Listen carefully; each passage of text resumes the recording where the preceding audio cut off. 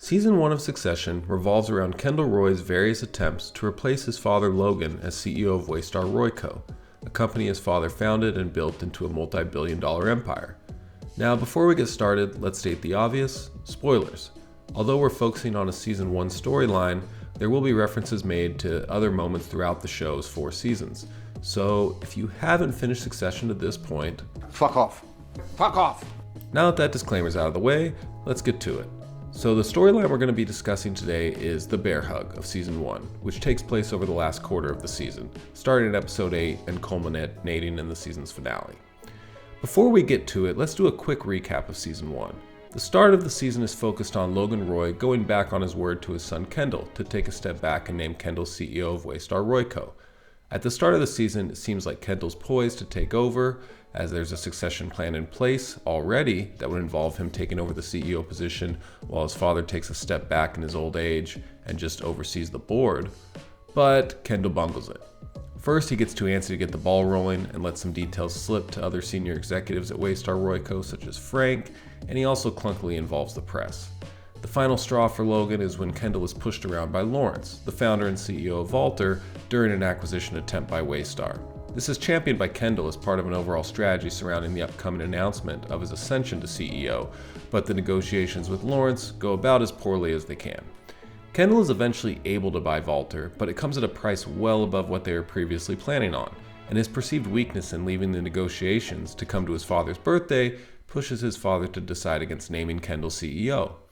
Kendall finally does get his chance at CEO thanks to his dad's stroke, and he's instantly greeted with a looming debt bomb that threatens the family's control in the company. He averts this bomb by bringing in his good pal Stewie from private equity.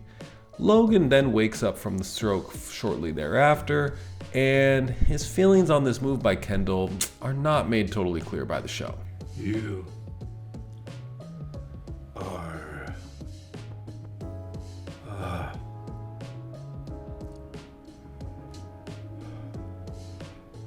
fucking idiot. Logan ultimately decides to come back as CEO full-time, probably well before he actually should have, considering he just, woke up from a stroke. But he believes that Kendall is trying to solidify his acting CEO role as permanent, which, to be honest, isn't totally inaccurate. And from there, their relationship deteriorates to the point that Kendall, after some back channeling with other key members of the board and Jerry, launches a vote of no confidence against Logan. And he does it right when Logan is in the middle of trying to turn a fucking tanker. I'm in the middle of turning a fucking tanker! The vote of no confidence should have easily gone Kendall's way, but of course, Kendall being Kendall, he bungles the entire thing. Yeah, he doesn't even show up on time, and he doesn't even show up period until the vote is done and he's lost. From that point forward in Season 1, Kendall essentially sets out to prove his father right in every way for not naming him CEO. He does this through a wonderful combination of heavy drug use, depression, erratic behavior, just kind of overall being a clown if we're being honest. I love Kendall, but come on. This takes us up to Episode 8 of the season, Tom's Bachelor Party. Stewie convinces Roman to have Kendall show up, and while he probably just wanted to make amends with his third oldest friend, he also had an ulterior motive. He wants to use the opportunity at the bachelor party to introduce Kendall to Sandy, and to give Sandy the opportunity to make a proposal to Ken, an offer to buy him out of his portion of Waystar Royco, making him filthy rich in exchange for giving Sandy a degree of control over his father. Kendall, after a few straighteners, pitches the idea to Sandy that instead of just buying Kendall's portion of Waystar Royco, Sandy should bring Kendall in and launch a hostile takeover instead, contingent of course on the one thing Kendall cares about, being named CEO. And thus, the bear hug is born. Shockingly, the plotting of a multi-billion-dollar company takeover is only the second craziest thing to happen at the bachelor party. And I swallow. Which, the cum? I know. So hot. From there, Stewie, Sandy, and Kendall work out the details of the bear hug, and they're able to secure financing to purchase the company at $140 a share. And with the current state of the company and its stock, the three do seem poised to pull it off. However, before the bear hug is ultimately delivered to Logan, Stewie does bring up to Kendall one minor, totally don't worry about it at all detail that he is totally taken care of. Some of the co-investors, referred to as the Canadians, aren't exactly thrilled about the idea of Kendall as CEO, and surely this may be in some small part due to the, plunging stock during Ken's brief run as acting CEO, drug abuse rumors surrounding him, and the failed coup against his father. Just that typical co-investor bullshit. Kendall downs another classic Kendall cocktail of panic and blabbermouthing, letting Frank know that they are initiating a bear hug, as Frank knows the Canadians and Kendall is hoping Frank can help smooth their concerns. He also, bafflingly, given the situation, hits the brakes on Frank's attempts to garner some type of favor from Kendall in return. Once it becomes clear to Sandy that news of the bear hug is getting around, and they may soon encounter a leak, he makes the decision to deliver the bear hug to Logan the next day, which just so happens to be the day of Shiv's wedding. You can't make an omelet without breaking a few dicks, after all. Kendall then steps up and proves why he deserves to be CEO of Waystar. He completes the most difficult task associated with the bear hug, actually delivering the bear hug to a sure-to-be frothing from the mouth angry Logan, which Kendall does, despite some hem-hawing and clear, understandable nerves. And from then on out, the bear hug moves forward as planned. Except not at all as planned, as unfortunately for Kendall, it turns out delivering the bear hug was only the second most difficult thing he would have to do that day. The most difficult thing turned out to be not getting insanely high at his sister's wedding after making the most important business decision of his life, and then getting in the car with an also high waiter who ends up drowning in said car, and yeah, Kendall failed this one even more miserably somehow. Logan, being Logan, of course, finds out about the whole thing, and he leverages this situation to bring Kendall back under his thumb as he starts plotting his defense of the bear hug, which is now weakened without Kendall's stake in the company behind it. Although the bear hug is not totally defeated yet, Kendall's potential to become CEO as a part of it is thoroughly squashed by Logan. Kendall manages to fuck up yet another golden opportunity to become CEO, as all he had to do was not kill one pesky waiter, and it was all his. Or was it? That's what we're going to discuss today, which is the bear hug and the details specifically regarding the Canadians and their typical co-investor bullshit, as Stewie calls it. It ultimately becomes a moot point due to the events at the end of Season 1, but I've always wondered whether or not Kendall ultimately would have been named CEO as a result of the takeover of the company, assuming it is successful with Ken on board and the waiter still breathing. Was the Canadians detail just one more example of Kendall making a mountain out of a molehill, letting his paranoia ruin another opportunity for him as it consistently did throughout the show? Or was his paranoia in this case justified, as Sandy and Stewie were ultimately not going to honor their promise to back him as CEO, either due to the Canadians or due to their own reservations? There are obviously arguments for and against both sides of this one, so let's start with the case for Stewie and Sandy following through on their promise to Kendall and giving him the big seat. The first, most obvious point in favor of Kendall getting the CEO role is it is exactly what the parties agreed to. In exchange for going in on the hostile takeover and screwing over his family, Ken gets the CEO title. I can't say I have much experience sitting in on meetings regarding billion-dollar hostile takeovers, but I would imagine you'd want to avoid rocking the boat of one of your key partners. Losing Ken at any stage of the process immediately hurts their chances of successfully executing the bear hug, as seen in Season 3, where at least partly due to losing Ken's voting stock, the group is forced to strike an 11th hour deal with Waystar, after their financing gets wobbly. Granted, the terms they win are definitely favorable, but it is still not the death blow to Logan that Sandy was no doubt envisioning. Regardless of Ken's faults as potential CEO, it might have been worth it to Sandy and Stewie to keep him around if it means securing his voting stock and keeping him happy. Which brings me to the next point in favor of Kendall. Why would you bring up the Canadians at all if you're Stewie, if you're not planning on following through and naming Kendall CEO? Why alert Ken at all to any possibility that things aren't going according to plan? If their plan ultimately was to betray Ken and name a different CEO, Stewie then has no reason to mention anything about the Canadians at all to Ken. A counter to this point would be the possibility that Stewie and Sandy were intending on dumping Ken as CEO, and the Canadians having their own reservations was just a coincidence.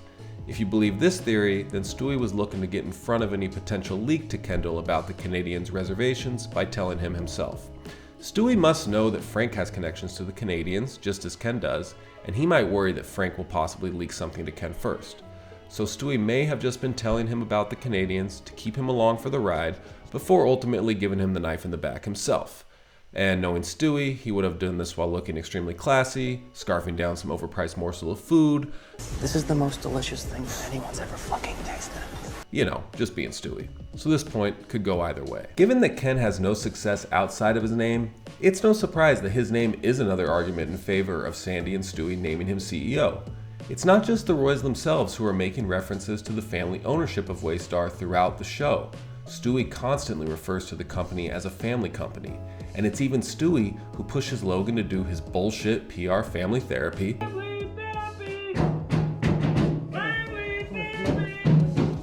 due to the negative perception of the family hurting the stock. Going from Roy to Roy may be the smoothest route forward and the easiest to swallow for investors, especially when one of Logan's biggest rivals is part of the hostile takeover. Stewie and Sandy may also just find Kendall easy to control as CEO. After all, it's pretty brazen of Sandy to ask to buy Ken out, even in the middle of the lawsuit against his father. And Stewie knows Kendall well, dating all the way back to their days at Buckley, where they apparently spent a lot of time stealing bagels. He no doubt has inside knowledge on Ken's strengths, weaknesses, and tendencies that can be exploited. As for any argument for Kendall getting the CEO position that involves his actual performance as CEO, those are fairly hard to come by. He's unable to rein in Roman's worst tendencies, the stock plummets during his tenure, which may not be a fair criticism as it also reflects Logan's business reputation, but it's a fact nonetheless. And unfortunately for Kendall, his one move that could be argued as a positive, avoiding the debt catastrophe that gets dumped in his lap by Jerry, is purposefully kept out of the public eye. So to the outside world, it looks like a private equity group took advantage of a young CEO to buy in while the price was so depressed. So any argument for Ken actually getting the job isn't going to find much from his actual time with the job to help the case. So that being said, let's take a look at the other side of the coin and look at the arguments for Sandy and Stewie to dump Ken as CEO, either sometime right before the ultimate bear hug or shortly after. And start right there. Ken's previous tenure as acting CEO.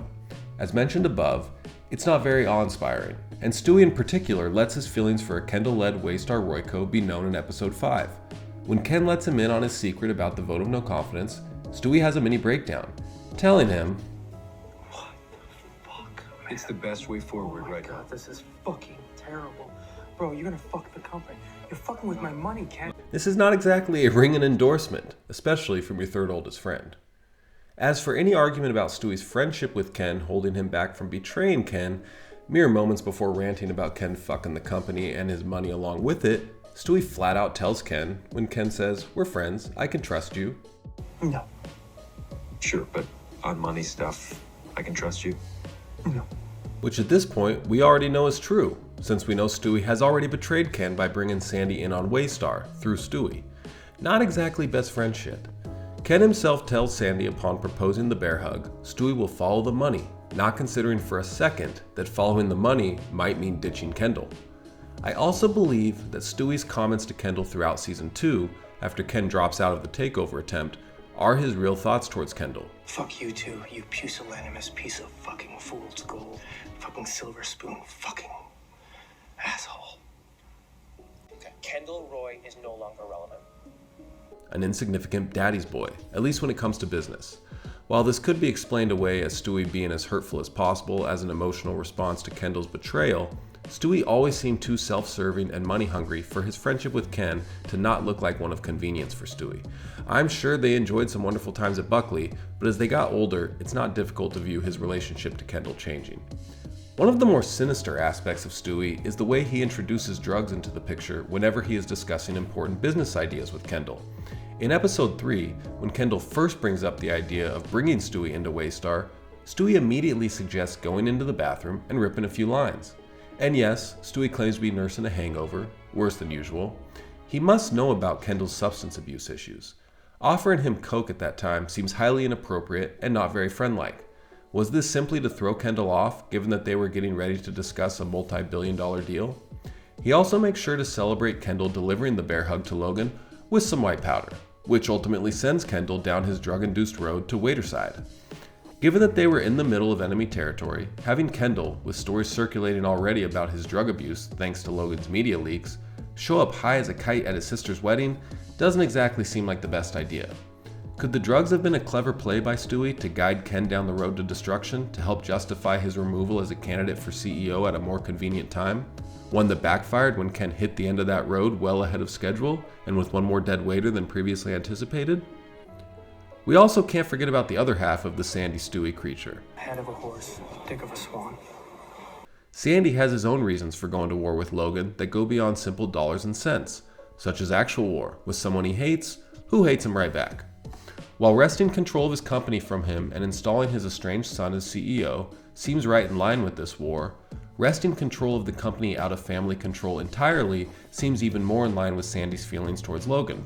Another example of this is Season 3, when Sandy attempts to put in a stipulation to the final deal between the family and the private equity squad, one that states that no Roy could succeed Logan as CEO without their approval.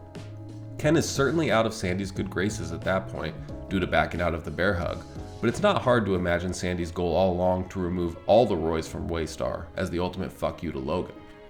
As for the argument for Kendall discussed earlier that the team needed Ken and his stock on board and therefore wouldn't risk upsetting him by snatching the CEO role from him, they could easily keep him as CEO through the initial transition before moving on from him.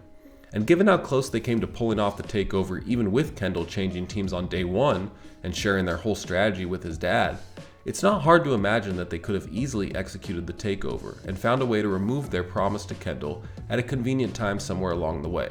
The street had already made their feelings towards CEO Ken known at that point. There would have been little pushback for choosing someone else, even if it risked upsetting Kendall and having him try to switch teams late in the game. Personally, I subscribe to the theory that Stewie and Sandy were ultimately planning on going against their word to Kendall and finding some way to avoid placing him as CEO. But what do you think? Was the bear hug another example of Kendall's ability to get ever so close to the title he wants, just to find ever more creative ways to fall short?